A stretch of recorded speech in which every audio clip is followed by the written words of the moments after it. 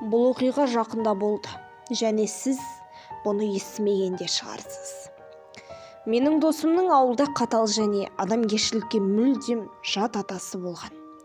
Оның үйі жалғыз ауылдың шетінде болды, ал көршілері мүлдем болмады. Досым адамдарды емес, жануарларды ғана жақсы көретінін айтты. Оның ауласында ит пен қызыл мысық болған. Жануарлар атасын қатты жақсы көрді, ал басқа адамдарға, оның ішінде досына да сақтықпен қарады. Аня, менің досымның аты.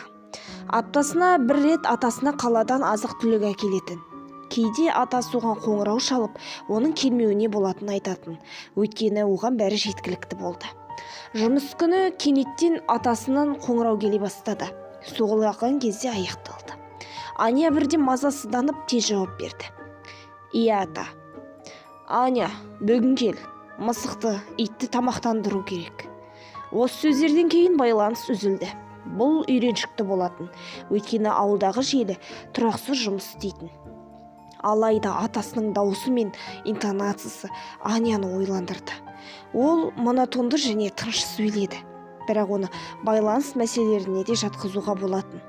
Мазасыздық күшейе түсті. Аня қайда қоңырау шалуға тырысты, бірақ еш нәтиже болмады. Жұмыстан бастап көлікке отырып, ол алдымен дүкенге, содан кейін тікелей атасына ауылға кетті. Қараңғы.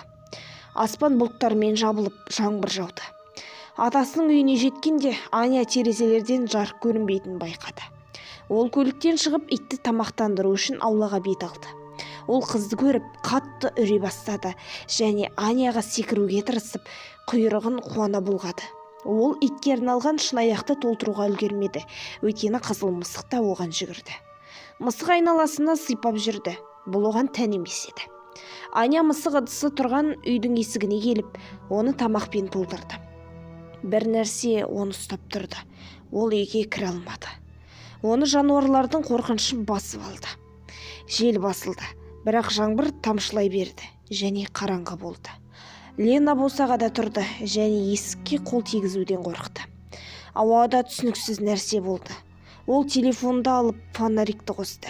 Содан кейін есіктің тұтқасын ақыры түртіп итеріп жіберді. Есік ашылды. Үйде қараңғылық пен тыныштық орнап тұр. Бөлмеге жарық төгілді, бірақ ешкім де шықпады. Содан кейін Аня келесі бөлмеде не күтіп тұрғанын қорқынышпен түсінді. Ол тас секілді бір орында қатып қалды. Оның ойлары күшейе түсті, бірақ бару керек болды. Үйде ұйықтағанды ұнататын мысық есігінде қалды және Аняның соңынан ермеді. Ол баяу келесі бөлмеге қарай бет алып есікті ашты. Барлық алаңдаушылық ақталды. Атасы төсекте жатты. Ол жоғары жаққа аттанып кеткен екен. Лена барлық қажетті қызметкерлерді шақырды. Кейінірек өлім бір күн болғанын және атасы оған қоңырау шалмайтынын анықталды.